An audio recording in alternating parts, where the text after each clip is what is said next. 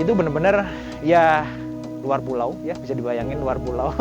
Terus kemudian di sana kita sendiri bertiga aja, sakit, terus ada yang di rumah sakit, terus kemudian saya masih mikir rumah dan segala macam. Itu benar-benar waduh, ini kayaknya kita nggak kuat deh kalau gini terus nih gitu. Itu benar-benar yang super nguras pikiran banget. Jadi setiap hari pengennya itu kapan saya resign.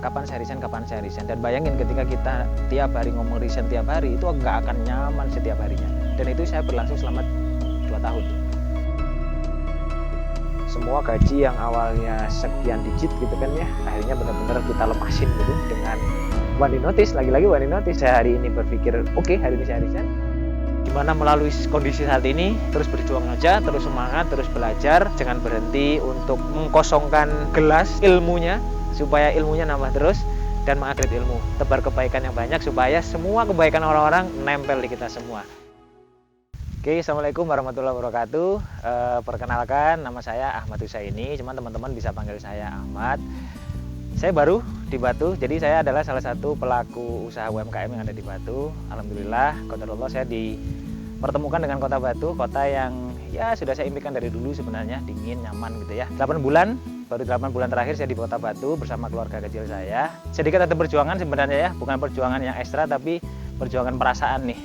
Sampai akhirnya saya memutuskan untuk ke Batu gitu. Sedikit flashback, sekarang saya memang sebagai seorang entrepreneur, tepatnya saya mengambil lebih tepatnya ke social entrepreneur lah. Karena kalau entrepreneur aja kan hanya membayangkan bahwa saya aja yang untung. Tapi kalau social entrepreneur, saya membayangkan orang yang ada di sekitar saya harus membawa kebaikan juga ke teman-teman yang ada di sekitar gitu. Sedikit flashback, sebelum saya memutuskan menjadi entrepreneur atau social entrepreneur, saya sebagai seorang karyawan swasta. Even di situ adalah saya 11 perusahaan, saya pernah berada di 11 perusahaan yang berbeda.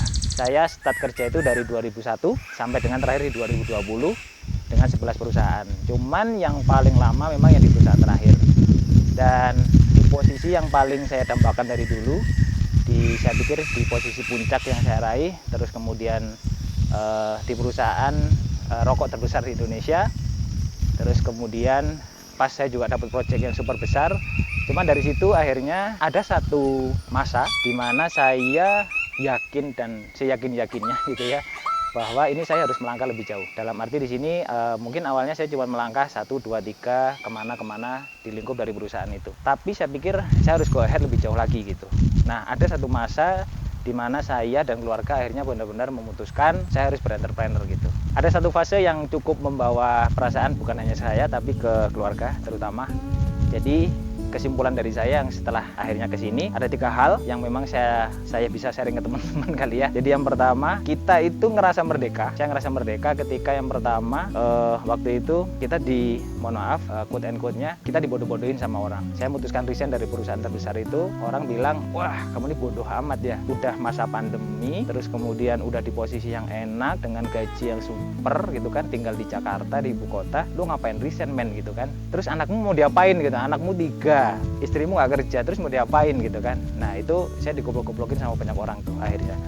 Itu yang pertama, fase pertama ketika kita memutuskan untuk ibaratnya tanda kutip hijrah lah ya, kita digoblok-goblokin sama orang ya. Yang kedua, ketika kita menyampaikan setelah kita saya mutusin resign dari perusahaan itu, terus kemudian saya cerita ke orang untuk planning saya ke depan seperti apa, itu ternyata semua orang, hampir 80% termasuk internal saya pribadi ya, termasuk family saya terdekat, itu mereka malah meragukan lah. Jadi yakin.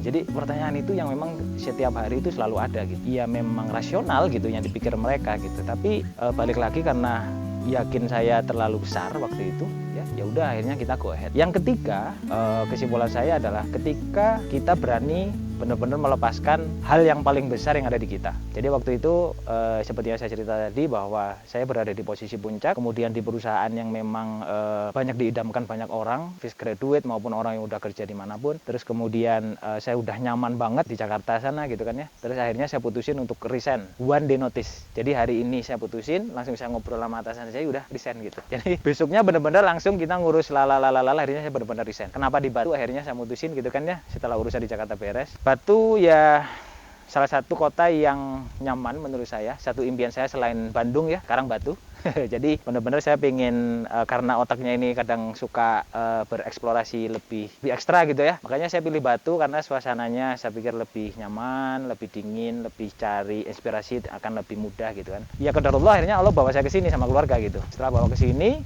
ya benar, akhirnya saya merasakan nyaman meskipun saya nggak punya saudara sama sekali di sini, nggak punya bayangan bakal usaha apapun di sini. Intinya hasil dari resign saya di sana kemarin sesuai goal saya, quote and quote-nya adalah hijrah. Saya bayarin buat cicilan rumah saya yang ada di Jawa Timur, saya beresin, saya lunasin, masih ada separuh waktu itu. Mobil pun juga demikian, saya beresin. Pokoknya semua utang yang ada di bank saya beresin. Sisa sedikit. Sisa sedikit itu pun nanti buat bekal buat anak-anak, ya kan? Anak-anak udah sekolah, istri nggak kerja ya kan. Jadi mau nggak mau putar otak gimana caranya supaya dengan yang sisa sedikit tadi, tapi seenggaknya masih bisa muter.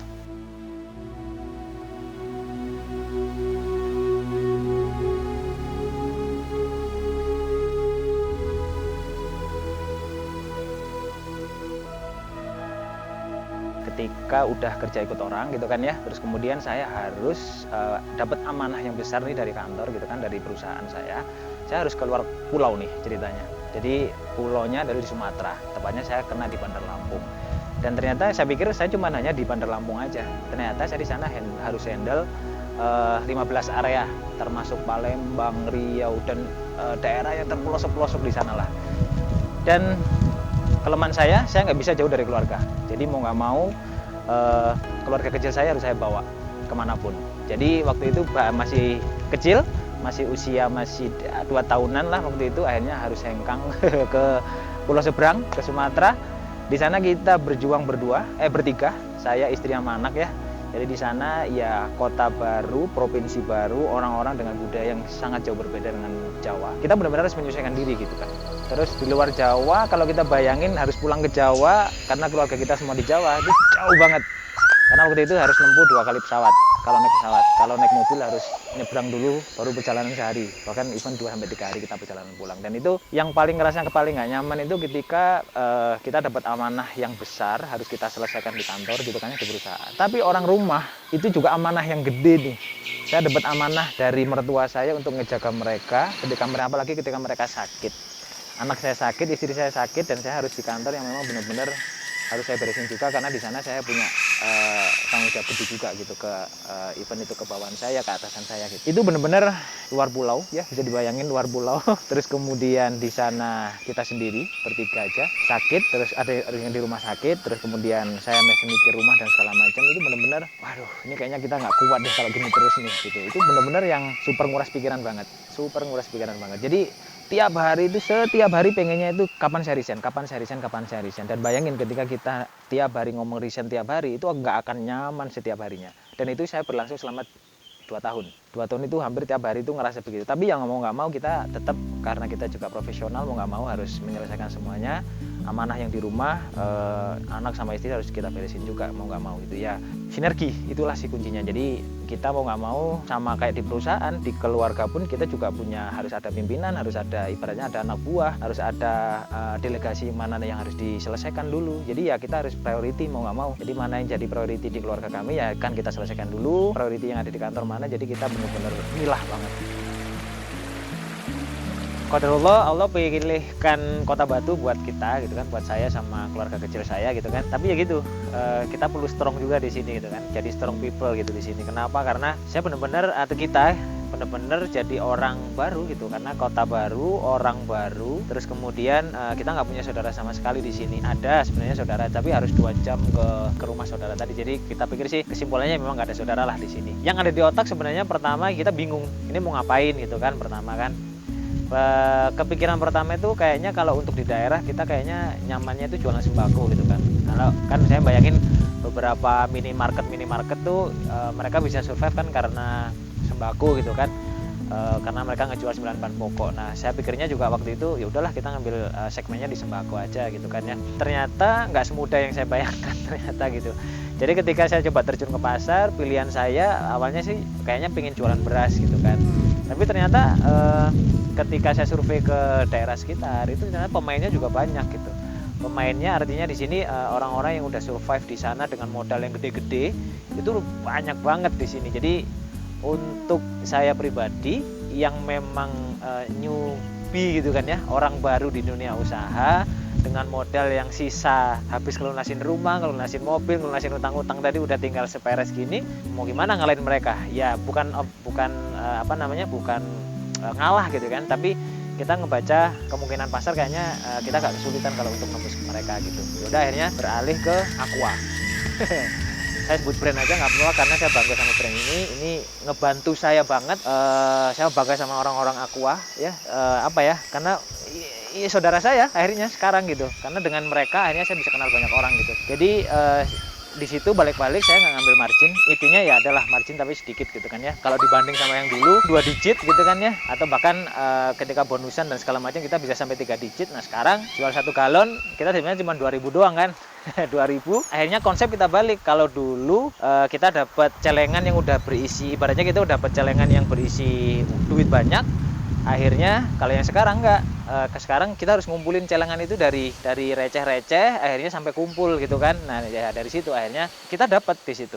Jadi margin di situ kita dapat lah, kita buat muter. Terus kemudian dari Aqua sendiri atau air mineral itu kan nanti kita setiap hari atau bahkan setiap hari saya mesti bertemu dengan orang-orang yang membeli air mineral tersebut. Nah dari situ akhirnya mereka ngobrol habitnya mereka seperti apa, terus kemudian aktivitinya mereka setiap hari seperti apa, terus linknya mereka seperti apa, relasi mereka seperti apa. Nah berangkat dari situ akhirnya yang awalnya cuma 1 orang yang saya kenal sekarang udah alhamdulillah udah banyak gitu kan. Yang dulunya hanya sekedar teman sekarang udah banyak yang merasa kita sebagai lebih close lah, jadi ke saudara. Itu sudah jalan sampai sekarang lah ya. Awalnya dulu kalau cerita balik lagi kalau air mineral ya karena baru, dulu kita cuma pesen sekitar 80-100 galon gitu kan ya. Ya sekarang udah alhamdulillah dapat sambil jalan ini sudah berkembang ke 175 galon. Kalau dulu penjualannya hanya 200 galon per bulan, nggak sampai lah, paling kurang lebih 100 itu udah bagus tuh, 80, 60, 80 lah. Sekarang alhamdulillah udah sampai 800 galon per bulan. Jadi ya balik-balik nggak dari kita sih, karena yang jalan hanya kita sendiri, hanya saya sendiri pakai motor gitu kan ya. Terus dulu nggak punya tim, sekarang alhamdulillah ada 1 tim yang ngebantu. Jadi ya itu tadi awalnya cuma bisa jual 80, 60, 80 sebulan. Sekarang alhamdulillah bisa jual ya alhamdulillah 800. Nah kalau di 800 galon lah ya. Nah itu kan nanti ada cashback dari perusahaannya sendiri gitu. Jadi ya alhamdulillah lah kebantu gitu. Buat bayar sekolah anak ya kan. Itu. Terus kemudian nggak berhenti di situ juga, karena memang karena tujuan kita ke Batu waktu itu pengen punya ide banyak gitu kan ya. Jadi kita manfaatin lah suasana aslinya kota Batu gitu ya. Alhamdulillah muncul akhirnya kita jualan madu. Jadi di tempat saya di sana di Probolinggo kebetulan kan pemasok madu juga banyak. Ada beberapa teman-teman yang memang dia petani madu juga. Terus kemudian untuk ngejualnya sulit gitu. Nah karena spirit kami balik kampung ini adalah sebagai social entrepreneur, ya kita coba membantu mereka yang sudah memproduksi tapi nggak bisa jual.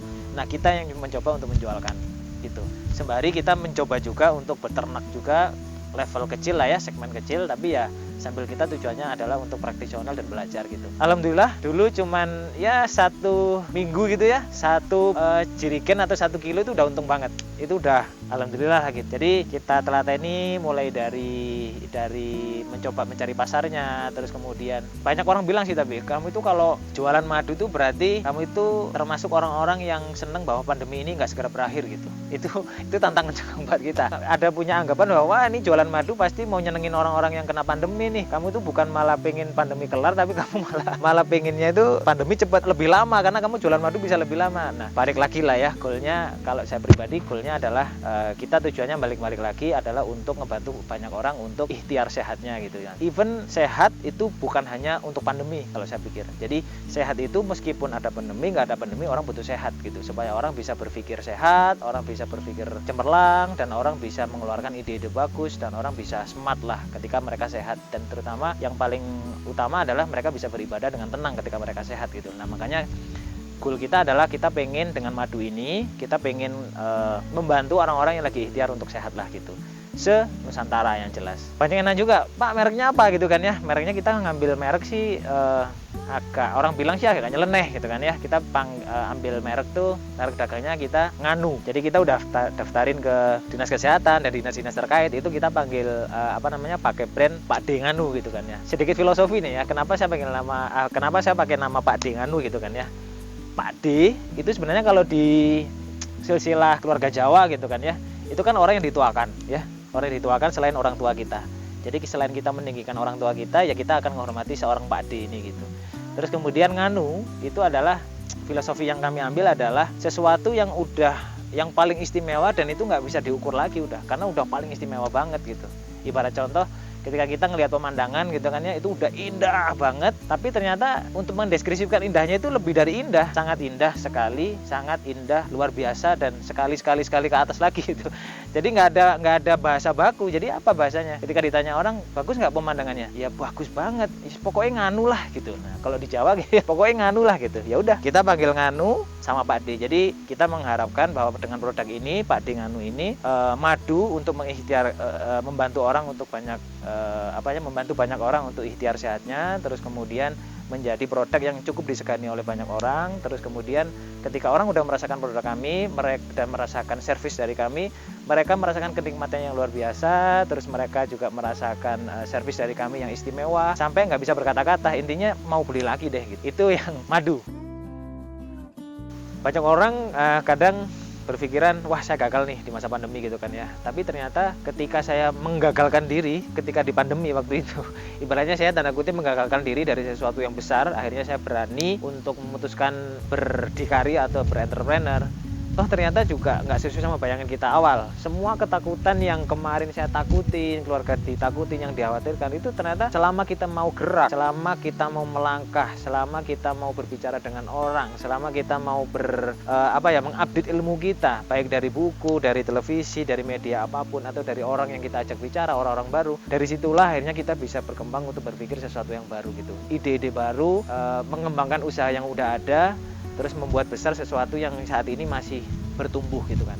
Saya pikir dengan semangat itu, teman-teman yang sekarang mungkin masih merasa takut kira-kira gimana melalui kondisi saat ini, saya pikir terus berjuang aja, terus semangat, terus belajar, dan jangan berhenti untuk mengkosongkan gelas ilmunya supaya ilmunya nambah terus, dan mengupgrade ilmu, itu aja. Dan tambahin relasi yang banyak supaya saudaranya banyak, tebar kebaikan yang banyak supaya semua kebaikan orang-orang nempel di kita semua. Itu aja, semoga ini bisa menginspirasi terutama buat saya pribadi dan buat teman-teman. Sehat selalu dan terus berjuang, dan kita berjuang bersama, terutama untuk teman-teman yang sekarang lagi meniti karir di dunia entrepreneur. Don't worry, be happy and be smart people. Assalamualaikum warahmatullahi wabarakatuh.